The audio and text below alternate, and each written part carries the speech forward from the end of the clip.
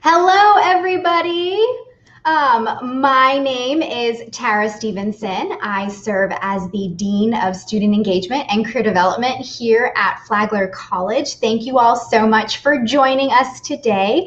We are coming to you live on our Flagler College Student Activities Facebook page, our Flagler College Career Development Facebook page, Flagler College YouTube channel, and I am really trying my hardest on Instagram, but it keeps telling me that it is paused due to poor connection. So we're going to kind of see what happens there. But as always, we are excited to bring our Workshop Wednesdays back to you. And this semester, we're going to try something a little bit new, still with our topics each week that we will announce for you. But I'm going to try to bring some guest speakers with me. As I always mention, please don't let me forget to add our co-curricular keyword at the end. I've put it in my notes in the beginning, and I've put it in my notes at the end. So please don't let me forget, because that is what will give you co-curricular credit. I can see we're finally connected on Instagram. Instagram won't be able to see our guest speaker, but you should hopefully be able to hear. So without further ado, today we're going to chat about resumes. And so I would love our guest speaker to introduce herself and let us know about you. Hi, everybody. My name is Shaniqua Eburn, and I am the HR Generalist Supervisor for the Department of Human Services in Georgia. And I've been friends with your dean for almost 13 years, and I am just here to go over some strong points about resume building and what employers may look at when you're submitting them, and what might be good ideas and not so good ideas when you want to make sure you get the feedback you need on the job that you're hoping for. Absolutely. And as Shaniqua mentioned, we have known each other for a very long time. It is a story that I do love to tell our students and alumni. Is both of us came from very different backgrounds, but found ourselves in a position at a preschool, which helped us to pay the bills. It may or may not have been what we wanted at the time, but we needed experience. And so we found different ways to gain experience in a different field that we could then translate to an industry that we're in now. But exactly. I'm always grateful for our diaper changing days. Oh my goodness. Let's not forget chopping up the food. Yes, we love the children always, and it taught us many different things. Absolutely. So, let's go ahead and get into our resume discussion for today. Resumes, we think about what is the purpose, and so many people use them for a lot of different things. Our students may need letters of recommendation, and their professors may say, give me your resume. That's a first thing. Or you may have a guest speaker in class and they'll ask for a resume. Or traditional, you're applying for a job or an internship and they ask you for a resume. So I want you to look at this as your marketing document.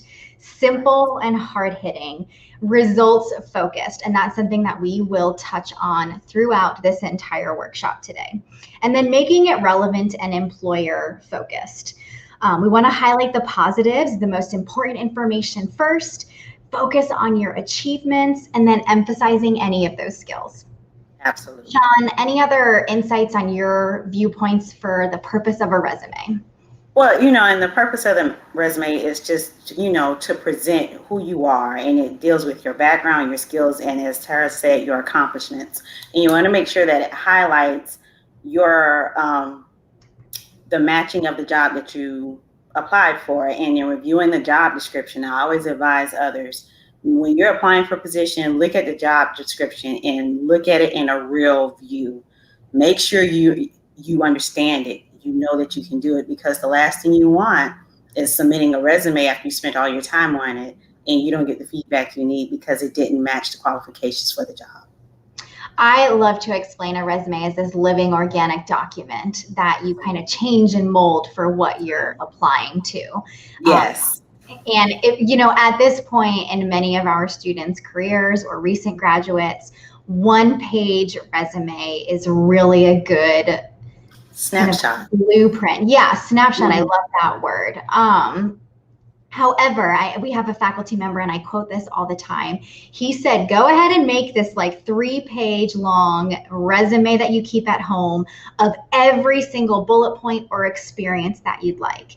And then when you find a job description and you find something that you want to apply to, then you kind of puzzle out from that huge long list and then make your 1-page resume. So like Sean is saying, that resume is mirroring that position that you're wanting to go for. Yes. So no, we're not going to submit that 3-page long thing. No, and we have to be honest. And when we mirror that job description, understand that you meet those qualifications. You don't want an elaborate story, and the truth be told during the interviewing process. No, I absolutely agree with that. So let's look at some quick guidelines and formatting. I always say that formatting is the most frustrating and time-consuming part of making a resume, but can in the end make or break your resume. And so go ahead. Oh, no, go ahead. Go ahead and finish. So a few little check marks with it. 1 page, there are very, very few exceptions. I would like to point out here that we are talking about resumes. We're not talking about CVs or curriculum vitae today. So if you are applying to graduate school and they've asked for a resume or CV, we can chat about CVs later on because those can go on for days, I feel like. Absolutely. For today's topic is just 1 page. We want to limit our white space, so consider your margins, 10 to 12 font legible font, so really considering your typeface and the spacing that you have between your lines. Bullet points, not paragraphs. Sean, how long do you look at a resume on average before you maybe put it in a yes or no pile?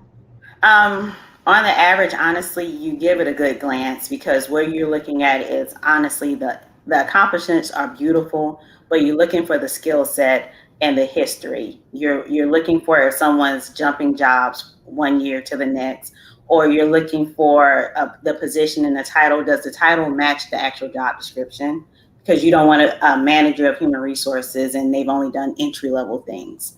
So you try to give it a hard stare between 5 to 8 minutes. And if it's in the yes pile, it gives you time to review it further later on because as an employer, you don't want to do a bad hire. 100%. Well, and we do have some companies where human resources could potentially be doing the vetting for resumes. It does. And then they're sending them on to a department that's more specific with the content. Exactly. And with the hiring manager, depending on HR, we have to make sure that the resume is vetted and understood and that the applicant meets the basic requirements before the hiring manager drills it down further.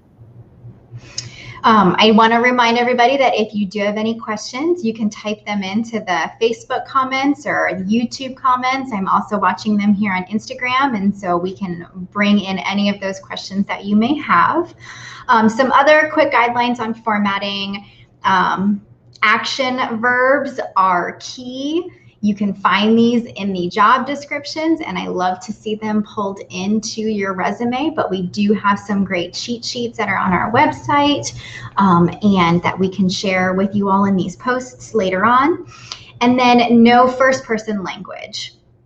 We're not going to be using I, me, or even they and their. I was chatting with a student earlier today where we talked about how we can really pull a lot of those.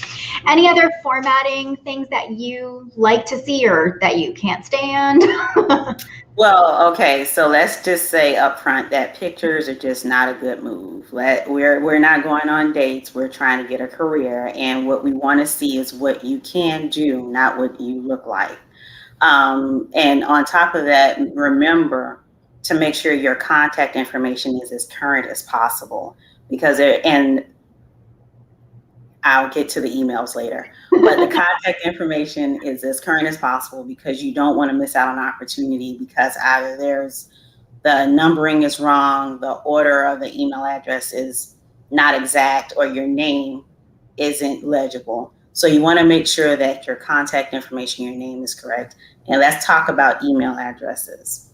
You can have one for personal, but then you must have one for business because We don't want to see Applehead 2013 dash dash dash at hotmail.com or Gmail. I'm Not that showing my you're age. experience having. So we want to make sure when you're making this first presentation of yourself that it's done meticulously and exact, because you want to assure that the employer knows what you are, who to get in, how to get in contact with you, and what is the best position to put you in. I love hearing you say that because you're in the field and Yes. you're one of the practitioners that's doing that, and so it's true. I do always try to preface these workshops with anything that we say, there's always an exception. And there's always open to discussion. And Right. I always encourage our students, you don't necessarily have to agree with every single thing that we say, and go out there and see what works and what doesn't work. But these are things that we're able to share with you that we know from the industry or that we've seen as best practices. I always get, if you're looking to be hired for your looks, so let's say theater or TV personality, then perhaps a picture would benefit you, maybe in a theater. A headshot. Yeah. However, anything you put on your resume, you're opening yourself up to judgment. And so a picture opens you to judgment. Your email address opens you to judgment. And judgments can be good and bad. And so we try to minimize those bad judgments and increase the good judgments. Exactly. And another part of it is that now instead of you sending your resumes to emails, we have application tracking systems. So you want to make sure that your resume is saved in PDF, because it's easier to upload, it's easier to read, and it's more legible, and it's not open for edits or concerns or anything.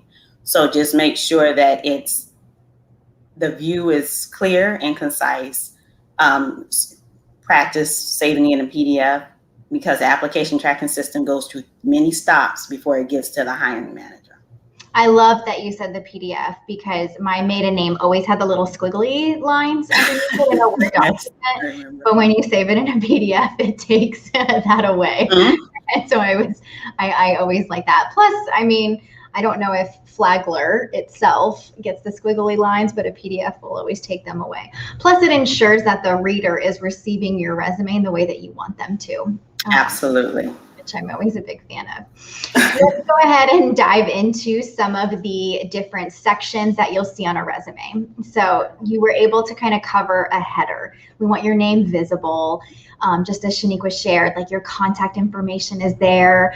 We get asked a lot, like this is a great place if you have a professional website that is updated and has relevant information. Toss that up there. It's a great place to have some of your pieces that you want them to see.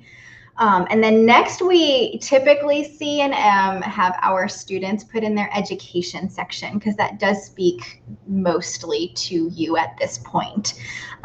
You're all Flagler College, located in St. Augustine, Florida. Either a Bachelor of Arts, or our newer additions are now Bachelor of Science. So I have to redo my script for these workshops. And making sure that you know what the distinction is in your major. So are you a Bachelor of Arts or are you a Bachelor of Science? And then that major, we don't need to say major in addition to Bachelor of Arts, because we've already said that before. And then any minors that you may have. Yes. Now, what would you recommend for people to put on their resume if they have a double major? I would just make sure that it's listed under your undergrad. When they say major and double major, just it's listed and clear on what you went to school for. And then we typically encourage people to put their graduation month and year, not necessarily how long they've been at school. We don't even need to say expected or anticipated, because it's typically in the future, so it's a given. And when it comes down to education, they have database systems such as Clearinghouse. So to make sure that it coincides with actual dates, you just put when you graduated, because it's not going to give us the whole 7-year program that you've been in, or you had to retake classes. So just to make sure that the degree is confirmed. Absolutely. We do see students will add any study abroad here. We know that many of our students are participating in an honors program, so we see it here.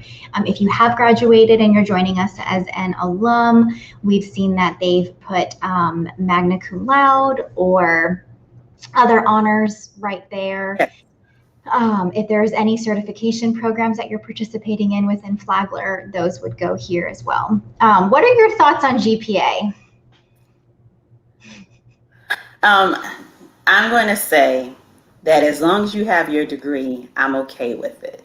I remember in my undergrad, in my first student class, my teacher always advised me that they never ask for the GPA. You just need to have your degree. And I really feel that that's the case. And some might differ from what I say, but I don't think it's necessary as long as the degree is able to be confirmed.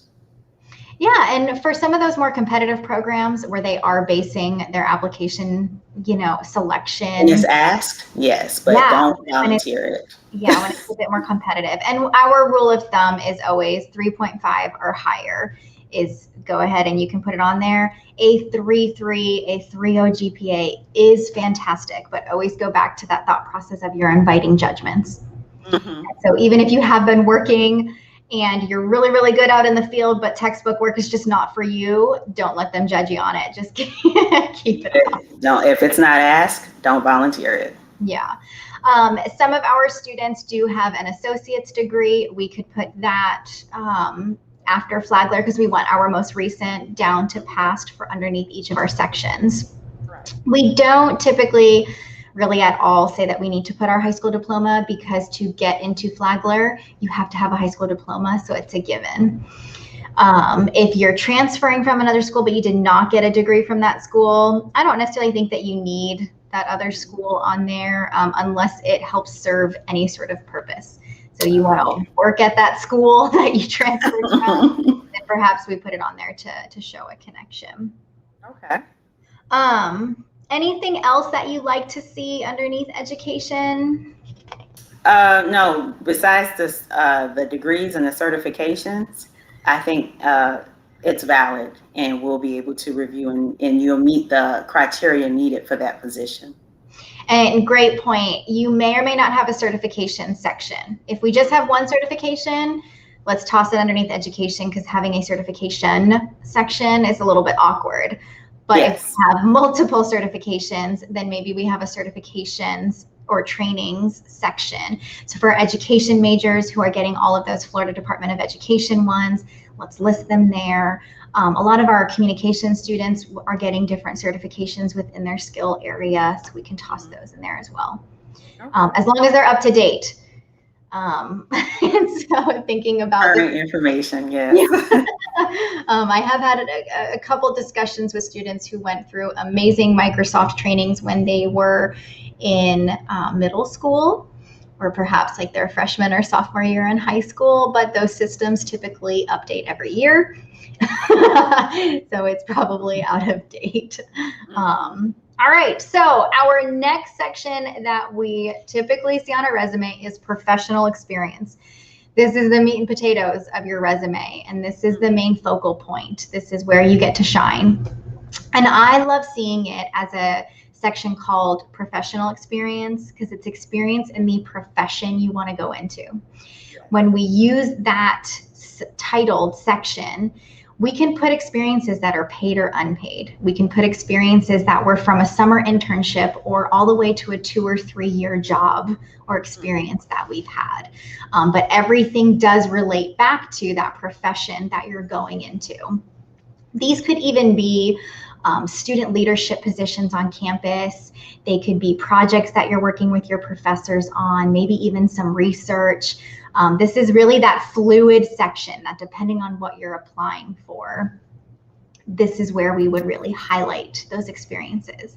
So Shaniqua, what type of formatting do you like to see as a hiring manager for the experiences? Well, with that formatting, you want to put the dates of service, the company, and your title. And it doesn't have to be in that order, but that's the headline you want to use. And under it, the actual job function bullet points, like what did you do under that job? And like I said earlier, you want to make sure that you use your true title, because it will not look or coincide with what your job functions were. So, date service, name of company, and the title. And then this is where those bullet points and resume action verbs come into play. You've got your job title, you've got your company and the location, the years of service, and then we bullet out, starting with a resume action verb that helps drive the rest of that bullet. And as we're talking about those job functions, what really elevates you and sets you apart from other applicants? And that's where we go into this results and accomplishments mindset. Because we could say that you ran a fundraising committee. That's a part of a lot of our clubs on campus, is that they're trying to fundraise for something. But that's pretty basic. And so it doesn't really tell me, were you successful or anything like that. However, if we upgrade it to this coordinated and supervised a committee of 6 members raising $2,000 in funds, now we're getting a whole lot more concepts of what you did and what that went into. Because it shows your organizational skills, your project management, your managerial skills along with time management and communication. So you want to make sure that you hit those high points when you're dealing with interning or volunteer work or any type of project management you run into. Because like we said earlier, you want your resume to reflect the job you're applying for, to show that you are capable of doing that job. Absolutely. And I think this is what helps to separate you from the other applicants. The words that Shaniqua was just saying are those soft skills that you want the reader to get in their head as you are stating all these results and things that really make you the best fit for that company. And that's, I think, where the thesaurus is always my favorite friend when I'm putting together my resume. But the job description itself is also my favorite friend, because I like to see what are they expecting of their hire. And then how can I show my experiences and my examples that fit for that job. I'm trying to look through my notes to see about if there's anything else under here. This is, again, that movable section. This is where you may have experiences that you want to talk about, stay underneath that professional experience. And then we've got the other sections where they're your one-liners. You may have other sections on here: campus leadership, activities, community involvement, volunteer experience, honors, awards.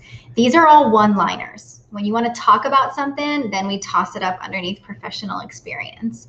But the other sections are helping to support everything else that you did.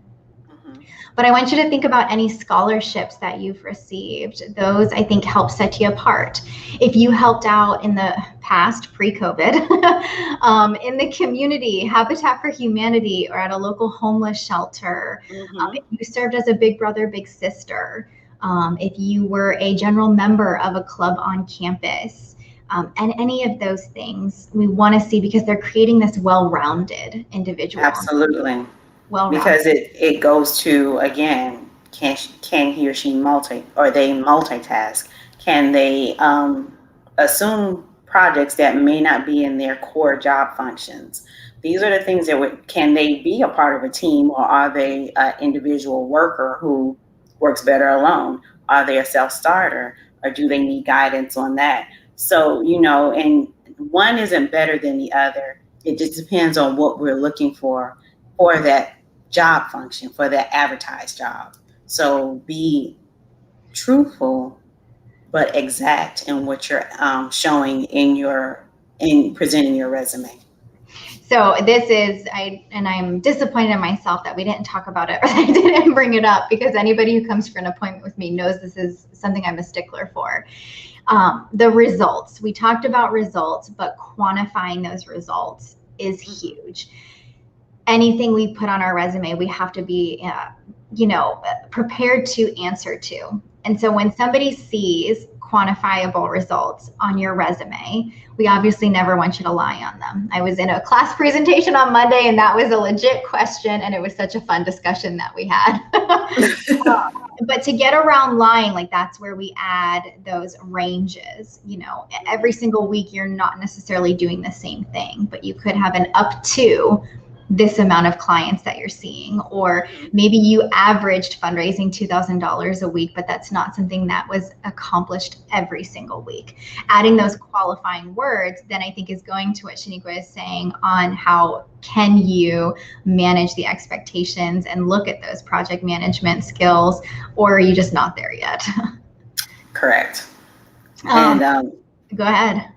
No, I was just saying I agree with you, and there are so many times during preliminary interviews, as well as on-site interviews or pre-COVID team meetings or virtual videos, that when we give questions about, so tell me, how did you take care of this when I saw it on your resume? You grossed $2,000 for your bake sale.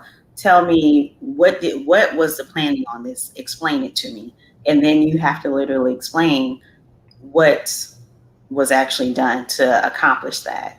And when you're doing that and we're reviewing your resume, it's giving us the idea on how well you'll be able to handle the job function. Absolutely. Now, interviewing will be a future workshop. Of course. Totally talk so much about that, because your resume is your entryway to getting that interview. And so I feel like those two things really do go hand in hand. A reminder, if anybody does have any questions before we start to wrap up, you are more than welcome to toss them in there. I am excited though to see that we have had live viewers for this workshop today. It always warms my heart that we are reaching some people out there. So thank you for joining with us. So let's go over just the last part that I like to see on a resume. Is we have students who are studying within their major. They're maybe doing some research or some key projects. They've got internships and they're involved on campus. And then throughout all of this, they've also been a retail associate at the outlets, or maybe a server at one of the restaurants down the street.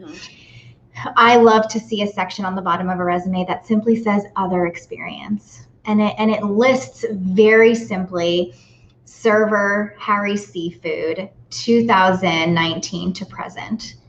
There's not necessarily any expanding on it, but it's again creating that well-rounded applicant that's showing, look at all this stuff that they did in the industry, but then they still paid bills and they still had other things. Do you have any thoughts on putting some of that stuff in there that may or may not be industry specific?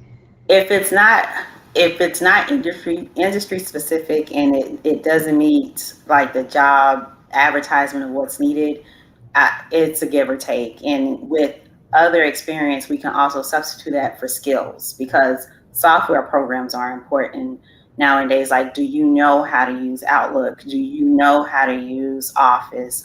What type of databases have you dealt with? So that's another option, depending on what you're applying for. So I'm obviously totally off my presentation game when I have a lovely guest speaker with me, because my whole script I've now forgotten. Skills section. Talk about what you like to see in a skills section, and is it necessarily expected of every applicant? Working in 2 or 3 different HR shops, you try to look at it because you're looking at entry level. So skill sections can be, as you said, the other work experiences, because they don't have any experience or ever really worked with software systems. But the higher level you get, between mid to higher entry, you want to make sure you have those skills under there, so that we're aware that, do we have to train you, or can you start the ground running? So we want to see that to make a realization where we're going to place you. And because, oh, go ahead. I'm sorry. No, because entry levels, there's just certain skill sets that we understand you may not have. And as you go up in your professional career, you want to make sure that you itemize every database or software system you touch, because where someone used ADP at one job, they used UltiPro in another, and then you're applying for a job that used ADP. So it shows that you're familiar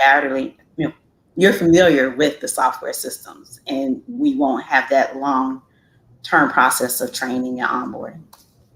So technical skills are huge. Thinking about any software or equipment. I'm thinking about our media production majors. Yes. Equipment and software is changing yearly. So keeping up to date software and equipment on your resume is huge, because then the hiring manager knows, okay, I don't necessarily need to train them in how to use this piece of software. They could jump right in. Right.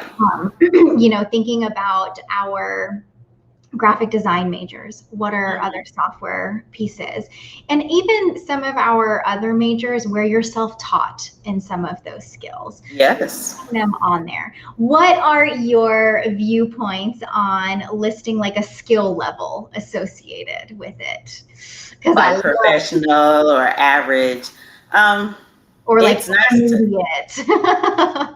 It's nice to know, because you're telling me, you're giving a realistic view of yourself, and those who are intermediate or entry-level learners on that system, it gives us a base where when you come in to give us that outline on how we're going to train you and put you on the team. So it doesn't hurt.